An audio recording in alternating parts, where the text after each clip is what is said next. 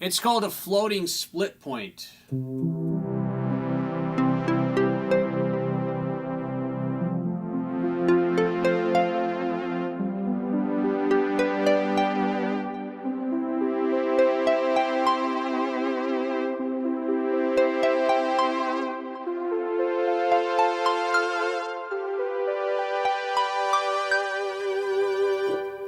And so on, so forth. And if I want to go down again, there you go.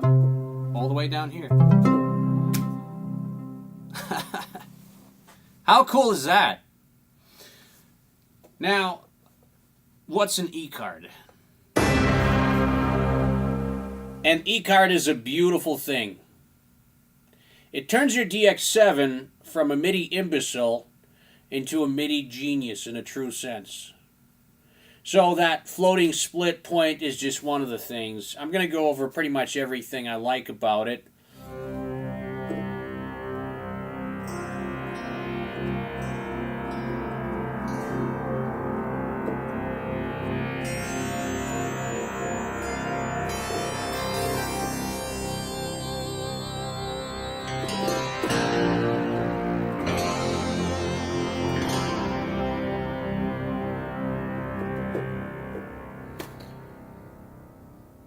This is two DX7s layered, and one of them has a patch called Strato, and another one uses a patch called Oblivion.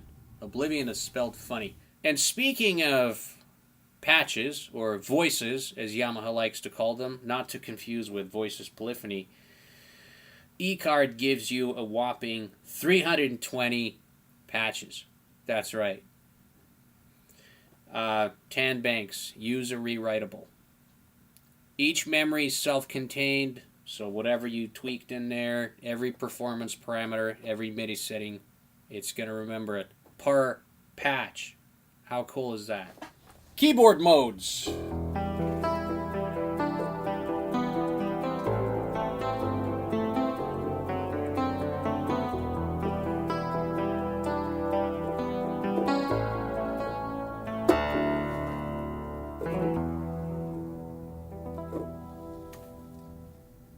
Jan Hammer would be proud. Anyways. So we got our traditional DX7 keyboard mode, or this is a standard for any keyboard really. It plays itself, and if you connected a MIDI cable, it plays the second instrument. In this case, we have two DX7s. And then we've got the rolling mode. Alright, so it just adds that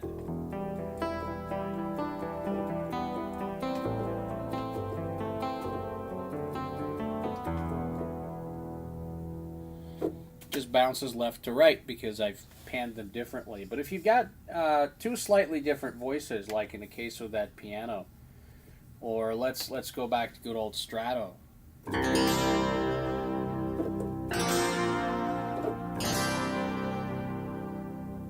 Just sounds richer.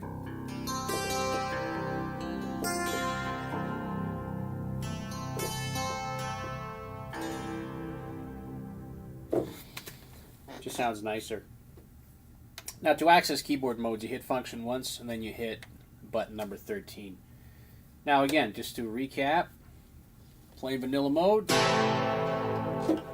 alternating mode, and here's another one that I like. And this one's called Track High.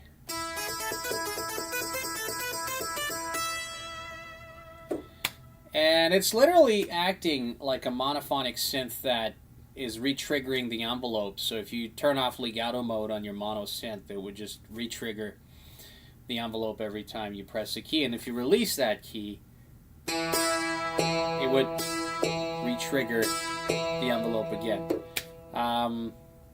Here you go.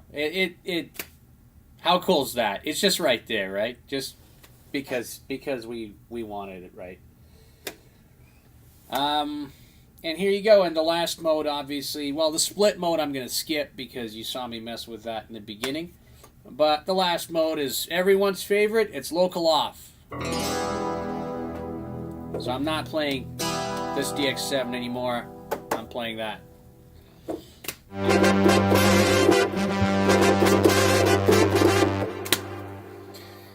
Speaking of things that you can adjust on the fly, let's do a bit of MIDI transposing.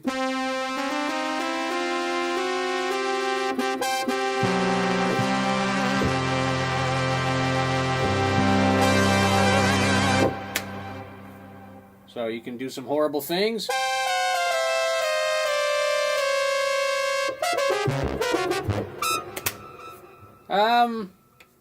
The sky is the limit. But yeah, transpose is right there.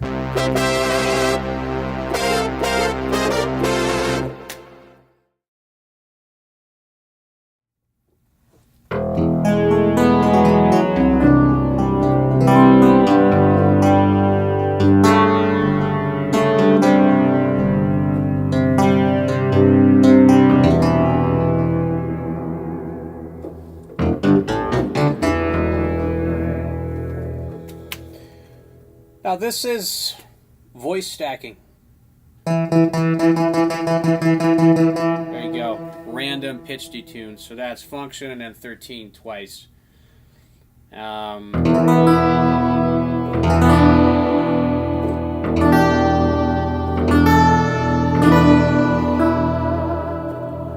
of gets PPG-like in some ways. You know.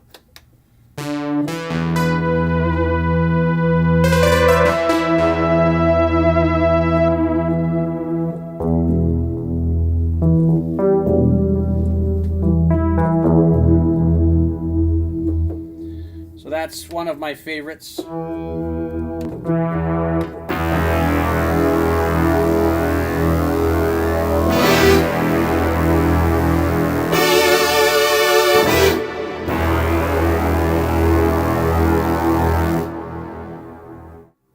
And if you find a certain sound too bright,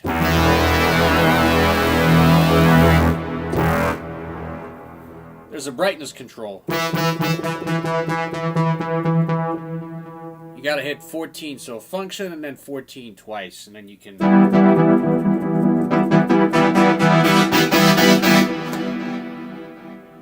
It isn't really a performance control per se, just because it's adjusting operator levels, I mean, particularly modulator levels, real time, so the whole thing gets a little sluggish.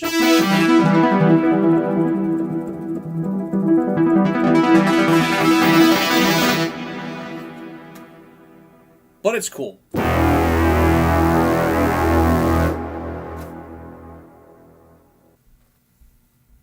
Oh yeah, and if you use voice stacking, it cuts polyphony in half, right, as expected, so it goes from 16 to 8.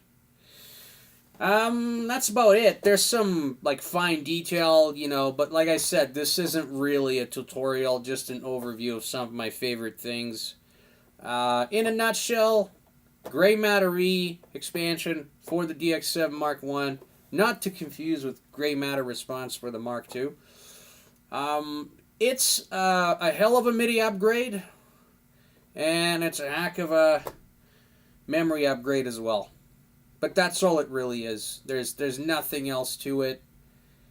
It's not like the Super Max where you can mess with patch creation and you got arpeggios and delays and other stuff. Again, it's not as Spartan and feature poor as the 4X and, God forbid, you know, SCR7. I mean, I don't even want to talk about that one. But that's kind of it, you know. That's all for today, folks. Like and subscribe. Like and subscribe. Later.